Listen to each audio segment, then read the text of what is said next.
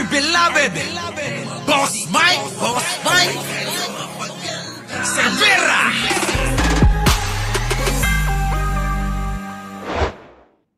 Talaga. Kasi harap-harap. Kita nyo mga kababayan, walang naiinggit sa nakaw. Tama naman, ano po? Kailangan kainggitan ang nakaw. Ito ho, yung mga yan, oh, tignan nyo. Nakakalimutan natin tong magkakapatid na to. Di po ba? Abay halos buwan-buwan, maya't maya, linggo-linggo, nandiyan sila. Di po ba? Malamang ho, mga kababayan, sa ngayon, hindi na nila pinapakita yung pong mga ano nila, yung mga kasaganahan, ano? Na magarbo, na nandiyan sila. Di po ba? Pero mga kababayan ko, minsan, yung si Kitty, panay amplex Di po ba? Eto na. Pakinggan natin ang ginawang video ng ating kababayan. Walang naiinggit sa nakaw, eka. Di po ba? Money can't buy class, sabing ganun. Money can't buy class talaga. Kasi harap-harapan ninanakawan ng taong bayan. Kasi lahat naman tayo gusto magandang buhay, di ba? Ang problema, kung ang perang pinagyayabang mo galing sa buwis ng taong bayan. Tapos yung ibang tao dyan, pinoprotektahan pa sila. Teka muna. Baka may gustong dumalang. Ai Chang, condolence. Huwag kang magte-thank you, bawal. Si Ai Chang po, condolence, bukas kami pupunta. Sasama ko si Jen bukas. Hindi ako magla-live para sa iyo. Dadalawin kita diyan, ha. Shout out kay Ai Chang. Ito na mga kababayan ko. Panoorin natin. Sabihin, ano naman ang problema nyo? Inggit lang kayo. Walang naiinggit sa nakaw. Sana naman, imulat natin ang ating mga mata. Pumili tayong mabuti kung sino ang taong bibigyan natin ng plataforma. Yung iba dyan, hindi na nakontento. Gusto pa ng extra pocket money, nag-vlog pa at monetize pa. Ang mga tao nawawala ng bahay sa baha. Mga estudyante hindi nakakapasok sa eskwelahan. Walang makain, walang matulugan. Tapos pupunta ka sa YouTube, makikita mo yung buwis at pondo na dapat sa taong bayan. Pinopondohan ang luho para sa isang pamilya lang. Ang masaklap niyan, in a few months, mawawala na naman ito na parang walang nangyari at Sa pato! Seskisada yata ito. walang mananagot. 1950s pa ako buhay. Ganyan na dati. Pero ngayon, nakikita na natin live dahil napakalakas na ng loob. Corruption hall. It's not cancel culture. It's holding people accountable. Masasabi ko sa mga kabataan at kung sino man ang gustong makinig, do not stay silent. Hindi tayo pwede maging complicit sa mga yan. Kailangan kung may nakikita tayong injustice, kailangan nating i-call out ito. Especially sa mga tao may plataforma. Naman po sa lifetime, makita ko ang pagbabago. Makita daw pagbabago. Mga kababayan ko, si nanay 1950s pa, Abay 70 plus na mga kababayan.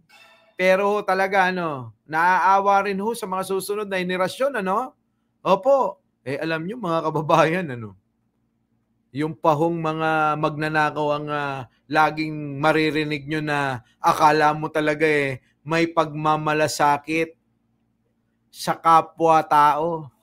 Kapag nagsalita ho yung mga yan, akala mo talaga mahal na mahal yung taong bayan, di ba? Pero mga kababayan, mga demonyo, mga sinasamba ng mga yan. Pag-ingatan nyo. Marami dyan, mga politiko. Eto na, bigyan natin ng reaksyon. Mga kababayan, itong si nanay, pasok. Money can't buy class talaga. Kasi harap-harapan ninanakawan ng taong bayan. Correct. Ayan, nakikita nyo to? Itong matabang mukha na ito, itong malaking tiyan na to, mga kababayan, di ba? Ito'y nai-issue sa confidential fund na pagnanakaw niya. Tuloy. Kasi lahat naman tayo gusto maganda. Isa pa itong mga kababayan ko. Mga kababayan ko, pasarap sa buhay ang ginagawa ng mga ito. Baka akala nyo, parang si Ninang Lilito Nini. Nagpapasarap sa buhay pero napakakuripot. Ito na. Ang buhay, di ba? Ang problema, kung ang perang pinagyayabang mo galing sa buwis ng taong bayan. Yun na nga. Yan na nga ang problema. Ang pinagmamalaki nila, pinagyayabang nila sa social media, galing sa buwis ng mamayang Pilipinong kakapal talaga ng mga mukha ng mga putang ina. Di ba, mga kababayan ko? Tapos yung ibang tao dyan, pinoprotektahan pa sila. Oo nga, di ba, Dali Babes? Bihin. Ano naman ang problema nyo? Yun nga ang problema, pinoprotektahan pa ng iba.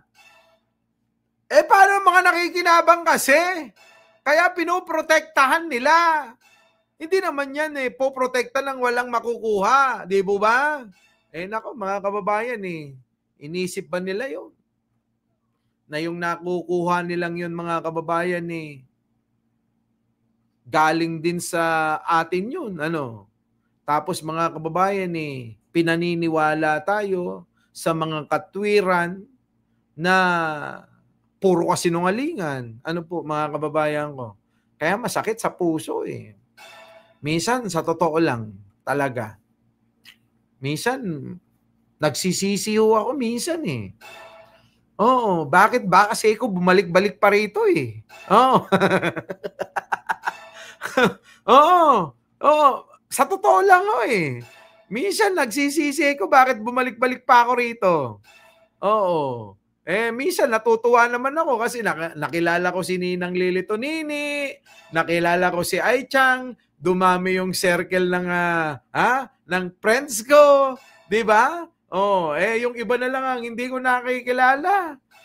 Yung iba naman mga kababayan, madalas makita ko sa CR. Nandoon sa CR, papapa-picture. 'Di ba? Boss Mike, ikaw pala yan. Hindi ko nga alam kung DDS yun. 'Di ba? Hindi ko nga alam kung talagang mga natin kapanalig natin baka mamaya mga DDS din yun Ano? 'Di ba mga kababayan? Eto mga hinayupak to. Ito ho mga kababayan, maniwala ho kayo sa akin. Ulit-ulitin ko to sa inyo. 'Di ba? Uulit-ulitin ko ito sa inyo.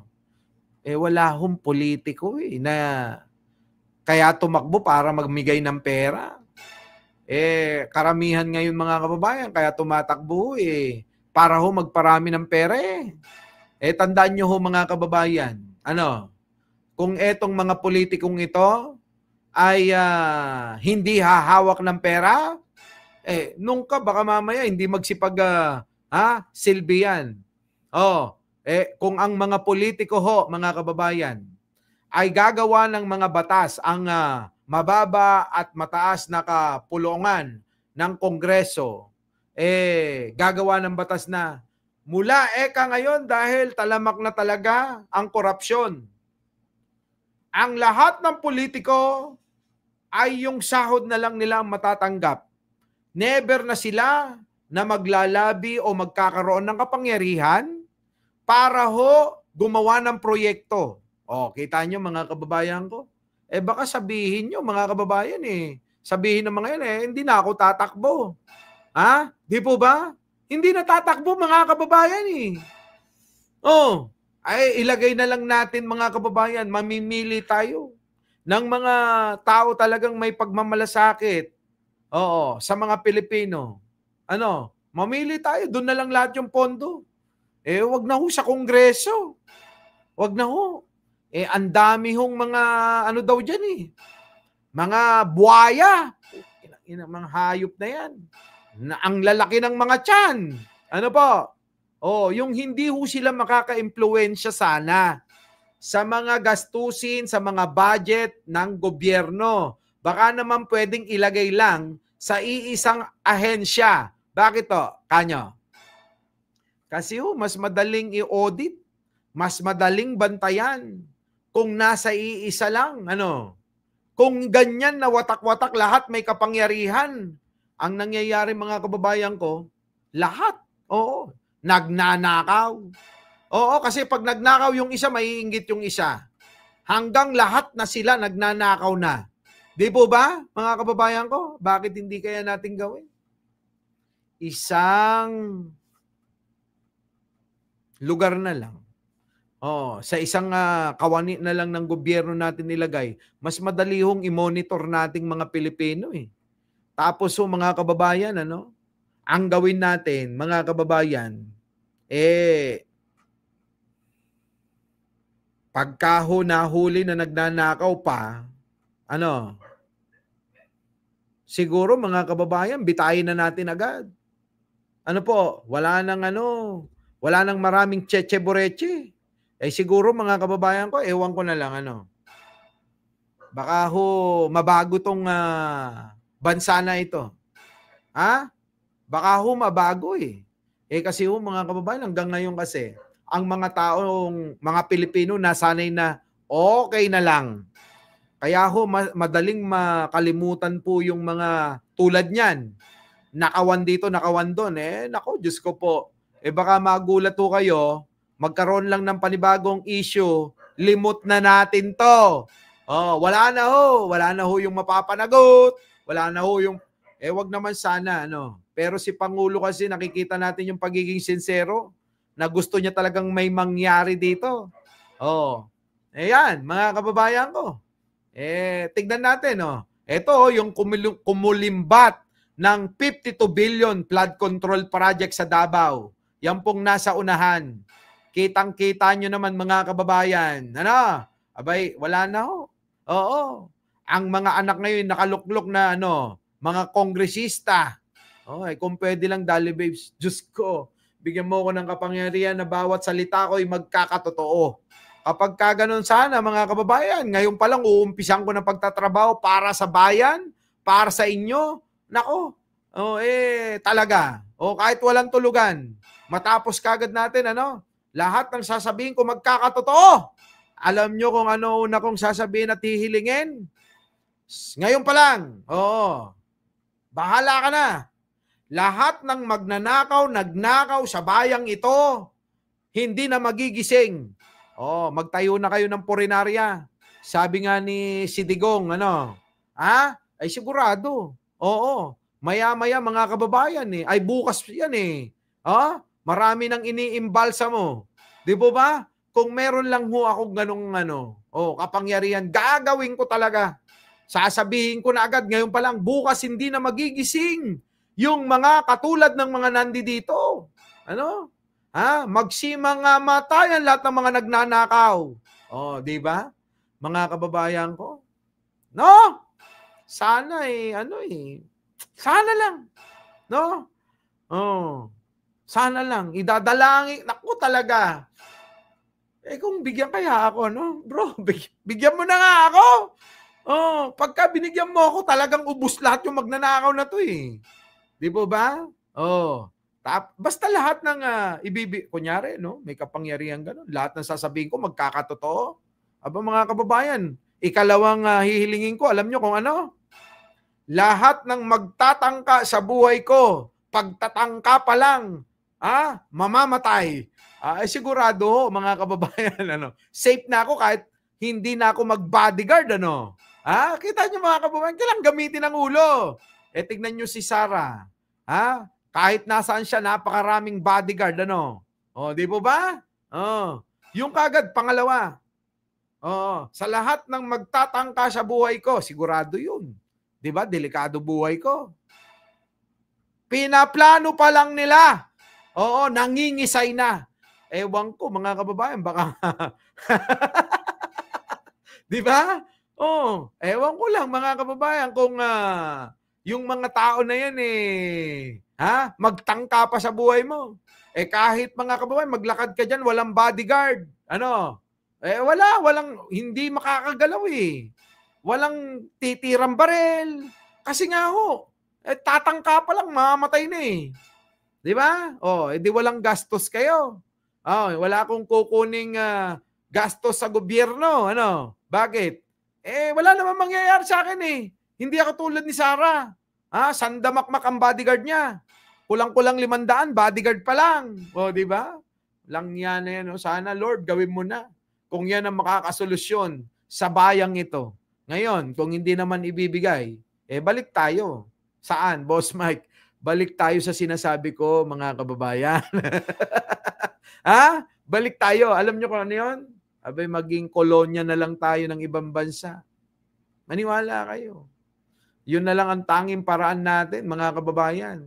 Kung sa tingin ng iba'y magpaalipin sa ibang bayan, kung ikagaganda naman, Kung ikakaganda naman, kaysa naman ho inaalipin tayo ng kapwa natin Pilipino. Pinapahirapan tayo ng kapwa Pilipino natin mismo. Di po ba mga kababayan? Ano? Usapang lasing yata ito. Di ba? Kahit po mga kababayan, sabihin nyo usapang lasing eh. Oo, minsan eh. Dahil sa pagiging desperado natin, ano, lahat na lang maiisip natin kahit na malabong mangyari. Yun po ba, mga kababayan, ano, pasakop tayo sa US, ayan. Di po ba? Yan na lang ang tanging mga paraan na naiisip ko. Oo. Alam nyo, lagi kong sinasabi yan sa mga nakakausap ko, sabi nila, may punto ka. Oo, kasi nga, ay, nako, ang buhay. Ito na. Nanay! Inggit lang kayo. Walang naiinggit sa nakaw. Walang naiinggit sa nakaw. Hindi kami naiinggit sa inyo, mga inang-ina nyo. Maiinggit kami sa inyo. Di ba? Walang maiinggit sa inyo.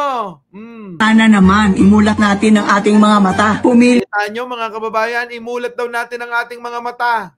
Eto na ho, sila Diskaya. Magagarang sasakyan, piniplex pa nila. tayong mabuti kung sino ang taong bibigyan natin ng plataforma. Yung iba dyan, hindi na nakontento. Gusto pa ng extra pocket money, nag-vlog pa. At Kita nyo? Nag-vlog pa. Alam nyo mga kababayan karamihan talaga sa social media, akala nila maganda yung sikat sa social media Hindi ho sa totoo lang, hindi ho. Tignan nyo mga kababayan, ito ho yung mga anak ng mga di umano yung mga nagnakaw sa flood control project monetize pa, ha? Ang mga tao nawawala ng bahay sa tignan nyo mga kababayan, money, money, money. Grabe, Naka-Chanel, mga kababayan, mahal ho yan. Yang bag na yan, mahal yan, mga kababayan. Oo, kulang-kulang 1 milyon yan, mga kababayan ko. Naku, ewan ko na lang.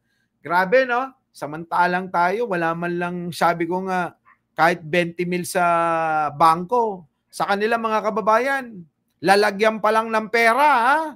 Lalagyan pa lang ng pera. Oo, pera na. Di ba? Di ba, mga kababayan ko?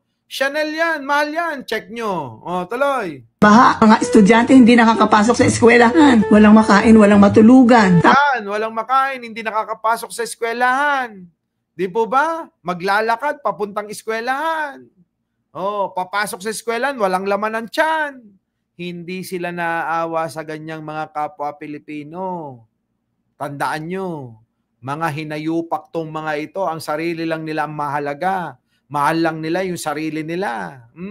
Tapos pupunta ka sa YouTube, makikita mo yung buwis at pondo na dapat sa taong bayan. Correct. Nandun, dala-dala, pinagyayabang nila. Bagong relo, naka-Patek Philippe, naka-Rolex, naka-AP, naka-Richard Mille, lahat na ng mga mahal na relo. Grabe, mga kababayan Di ba? Sabi nga ni Corazon Taiko, buti pa vlogger, natulong. Yun na nga. Di ba? Wala, mga kababayan ko, sana naman, kung pagmamahal lang talaga sa bayan ang pakay ng mga politikong ito, mayaman na mayaman po tayo. Sa totoo lang. Alam nyo, mga kababayan, itong bansa na ito, pinagpala sana Tayo po sana, ang pinakamayaman sa Southeast Asia. Opo. Dahil sa kasakiman ng kapwa nating kababayan. Ganito nangyayari sa atin Hindi sila naaawa, mga kababayan, sa ibang dinaranas ng mga tao na talaga namang hirap na hirap. Pondohan ang luho para sa isang pamilya lang. Nang masaklap niyan, in a few months, mawawala na naman ito na parang walang nangyari. Yan ang masaklap. Parang wala na naman nangyari ito. Mga kababayan ko, wala na naman nangyari. Hindi na naman matututukan. Mga kababayan, sabi rito, Chodor lang meron ako at yung Mike Cervera watch. Ay, nako, Leonora Bran Okay na yun, may Mike Cervera watch ka. Parehas din naman nagana yan, di ba? Tuloy. Walang mananagot. 1950s pa ako buhay. Ganyan na dati. Pero ngayon, nakikita na natin live dahil napakalakas na ng loob. Corruption Hall. Ayan, mga kababayan, bilyon-bilyon. Awarded 7.38 billion. Grabe, mga kababayan ko, Ito naman, mga kababayan, 14 plus billion. Naku, grabe. Ghost Project. Nako, mga kababayan. Ito naman, awarded 10 billion. SunWest. Nako, ito si Saldico. Ito naman, Legacy Construction Corporation. Biruin ninyo mga kababayan, yung pagmumukha, hindi na ho hindi na ho wala na hong paglagyan, tignan nyo naman. Tignan nyo, grabe sila, mga kababayan ko. Ganyan na dati. Pero ngayon, nakikita na natin live dahil napakalakas na ng Kita nyo, ito mga kababayan, 9 billion.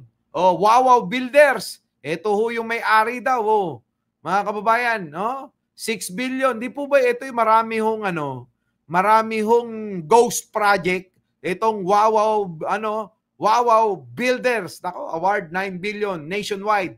6 billion in Bulacan. Kita nyo? Grabe, bilyon-bilyon ang kinulimbat, mga kababayan ko. Tuloy. of corruption hall. It's not cancel culture. It's Ito pa, nako. Sino ba ito? 888 Construction and Supply. 3.91 billion. Sabi rito. Grabe, kamukha pa ng kaibigan ko. holding people accountable. Masasabi ko sa mga kabataan at kung sino man ang gustong makinig, do not Mga kababayan, Dior, mga kababayan, piniplex ng mga yan. Pero tayo, wala man lang ma-flex. Jollibee, masaya na yan, mga kababayan ko. Sino ho nakaranas? May ma-flex lang tayo, nag-Jollibee tayo. Happy-happy na tayo. Yung pong kaligayahan na nararanasan natin, na nakikita natin yung anak natin, kasalo natin, habang ngiti sa labi, bawat kagat, kaya Chicken Joy. Mga kababayan ko, flex yun eh. Di po ba? Flex na natin yun. Masayang-masaya na tayo. Napangiti natin yung anak natin. Pero tong mga hinayupak na to, hindi ho nagiging masaya, mga kababayan, sa ganon. Kailangan bumili ng milyong-milyong halagang kagamitan. At ayan, piniplex nila yan. Nako, mga kababayan. Tuloy. kung sino man ang gustong makinig, do not stay silent. Hindi tayo pwede Diba, mga kababayan ko? Kailangan natin magingay dito. maging complicit sa mga yan. Kailangan kung may nakikita tayong injustice, Nako, mga kababayan, tignan nyo naman yung mga branded, tignan nyo ho yung mga lalagyan nila ng gamit. kailangan nating i-call out ito. Kita nyo, flex pa more. Di ba? Alam nyo, okay lang mag-flex. Pero mga kababayan ko, yung piniplex nyo sana, yung pinaghirapan nyo. Hindi yung galing sa nakaw, Masarap ho mag-flex kung galing ho sa pinaghirapan yung piniplex nyo. Sarap sa pakiramdam nun. Pero yung galing sa nakaw, mahiya naman sana kayo. Mahiya naman sana kayo. Tuloy. Especially sa mga tao may plataforma. Yan, mga kababayan. Di ba? Our beloved Boss Mike, Boss Mike.